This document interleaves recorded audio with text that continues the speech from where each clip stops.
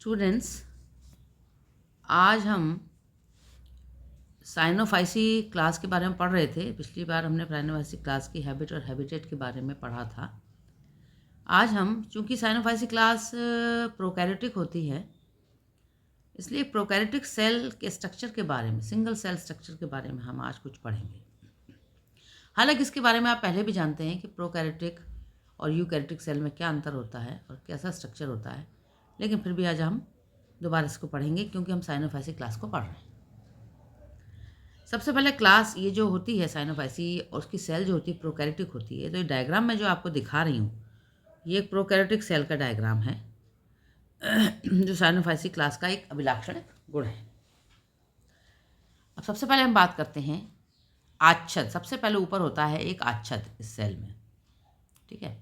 Cell membrane, cell wall के बाहर एक आच्छद होता है, पहले उसके बारे में बात करेंगे। इसमें उसको दिखाया नहीं गया है, ये सबसे बाहर की जो नहीं दिखाया, ये लिखा ना म्यूसिलेजिनस शीथ, ये म्यूसिलेजिनस शीथ दिखाई गई है, ये आच्छद है काले रंग की। अब इस म्यूसिलेजिनस शीथ जो है, इसको हम आच्छद कहते हैं, ये क्या है? कोशिका, सिंगल सेल हो चाहे स्ट्रक्चर, मतलब उसका जो थैलस है वो सिंगल सेल हो या फिलामेंटस हो, उसके चारों ओर रंगहीन, मतलब इसमें कलर ना हो, ये कई बार वर्णक भी होते हैं, कलर भी होता है, तो रंगहीन हो सकता है या पिगमेंटेड हो सकता है। होमोजीनियस मतलब एक जैसा, या स्ट्रेटिफाइड, स्ट्रेटिफाइड का मतलब होता है लेयर में, एवं मोटा म्यूसिलेजिनस शीथ पाई जाती है किसी भी सेल के चारों तरफ।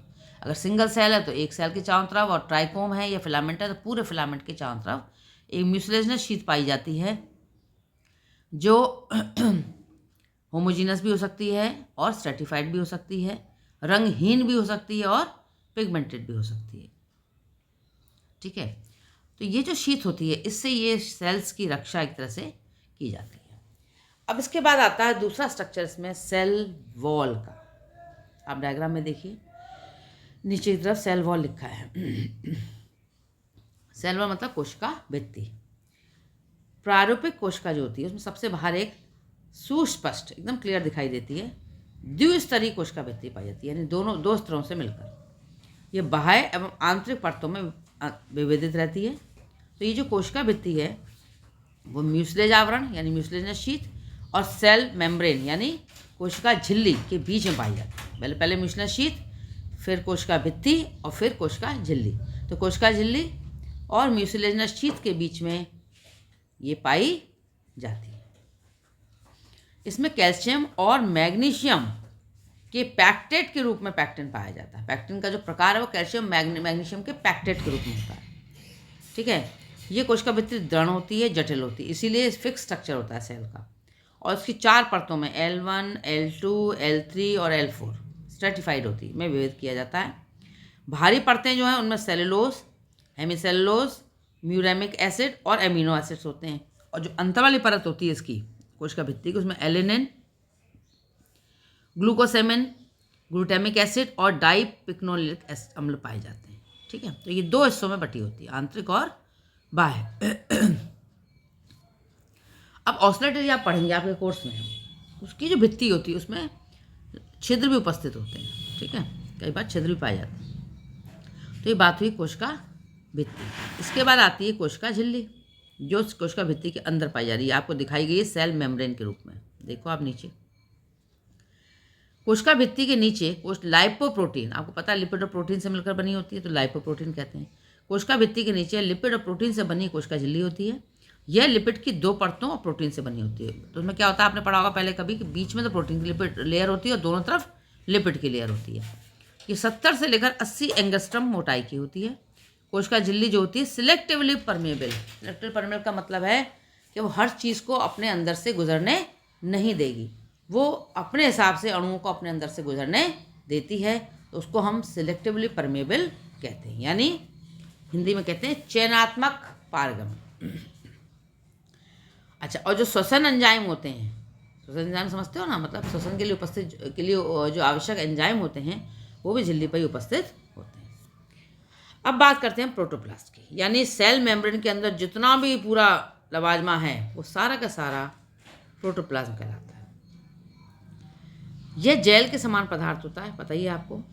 साइनोफाइसिन जो प्रोटोप्लास्ट है उसको 2 भागों में बांटा जाता है, क्योंकि आप देख रहे हैं बीच में न्यूक्लियर मेम्ब्रेन तो है ही नहीं, केवल सर्कुलर क्रोमोसोम पड़ा हुआ है। देखो आप लिखा हुआ है डीएनए मटेरियल सर्कुलर ऐसे पड़ा हुआ है एक धागे के रूप में बीच में। तो इसलिए हम इसके जो बीच का प्रोटोप्लाज्म दो भागों में बांट देते हैं। किनारे वाले को हम कहते हैं क्रोमोप्लाज्म और बीच वाले को कहते हैं हम सेंट्रोप्लाज्म। ठीक है, बीच वाला सेंट्रोप्लाज्म जो होता है उसमें डीएनए मटेरियल एक धागे के रूप में पड़ा रहता है और किनारे की तरफ जो क्रोमोप्लाज्म उसमें आप देख रहे हैं थैलेकॉइड लेमेली पाई जाती हैं। आप देखिए थैलेकॉइड लिखा हुआ है, ये थैलेकॉइड लेमेली हैं जो 2 या 3 के ग्रुप में पाए, इनके ऊपर छोटे छोटे आप देख रहे हैं जो लगे रहते हैं पिगमेंट्स लगे रहते हैं। इन्हीं थैलेकॉइड लेमेली में पिगमेंट्स लगे पाए जाते हैं, इन्हीं के द्वारा फोटोसिंथेसिस होती है। तो थैलेकॉइड लेमेली आपने पढ़ा था पहले क्लोरोप्लास्ट के अंदर पाई जाती थी, लेकिन इसमें क्लोरोप्लास्ट नहीं है क्योंकि इसके अंदर जो प्रोकैरियोटिक सेल होती है, कोई भी प्रोकैरियोटिक सेल, उस प्रोकैरियोटिक सेल के अंदर मेम्ब्रेन बाउंड यानी मेम्ब्रेन से घिरे हुए सेल ऑर्गेनेल्स यानी कोशिका जो स्ट्रक्चर्स होते हैं अंदर वो मेम्ब्रेन से घिरे हुए नहीं पाए जाते, चाहे कोई भी हो, चाहे क्लोरोप्लास्ट हो चाहे और भी स्ट्रक्चर हो।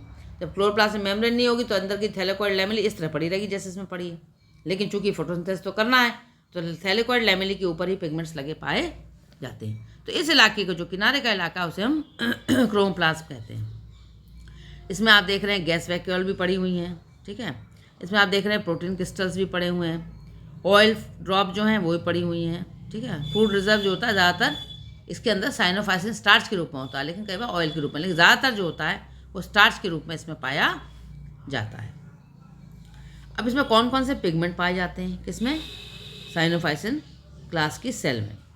इसमें जो पिगमेंट होते हैं वो होता है मेनली क्लोरोफिल ए, बी नहीं होता, chlorophyll A, alpha beta carotene एवं लिपिड के कण होते हैं। अब फाइकोबिलेंस कौन कौन से होते हैं? फाइकोबिलेंस जो होते हैं सी फाइकोसाइनिन और सी फाइकोइरिथ्रिन। देखिए क्लोरोफिल ए आदि उपस्थित होता है खाली तो उससे ग्रीन कलर बहुत ज़्यादा नहीं आएगा, ए और बी मिलके बहुत ग्रीन कलर देते हैं। इसका कलर कैसा होता है साइनोफाइसी के मेंबर्स का? ब्लू और ग्रीन।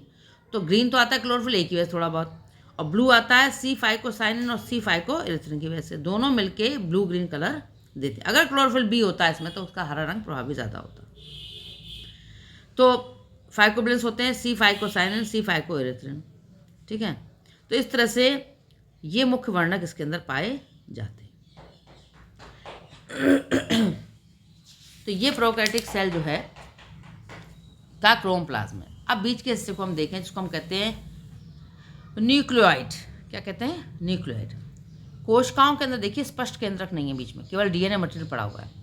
आनुवंशिक जो पदार्थ होता है कोशिका के बीच के भाग में स्थित होता है, इसको हम न्यूक्लियोइड कहते हैं। और ये डीएनए जो है डीएनए तंतु ही बिखरा रहता है, केवल थ्रेड घुमा फिरा।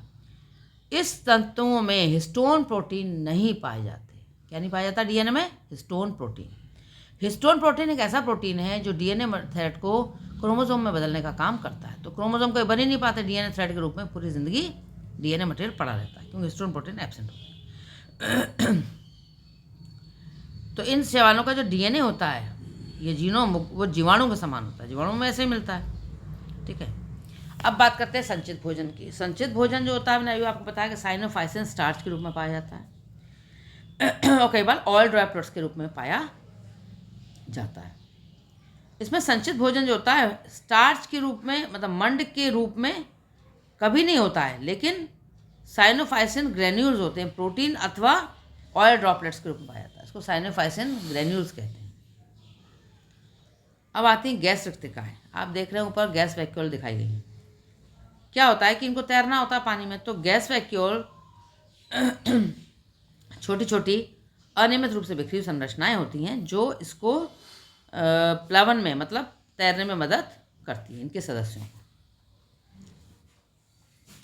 अब इसके बाद इंपॉर्टेंट स्ट्रक्चर होता है जो इसमें नहीं दिख रहा है क्योंकि वो ये फिलामेंटस नहीं सिंगल सेल का स्ट्रक्चर है, ये तो साइनोफाइसिन क्लास के।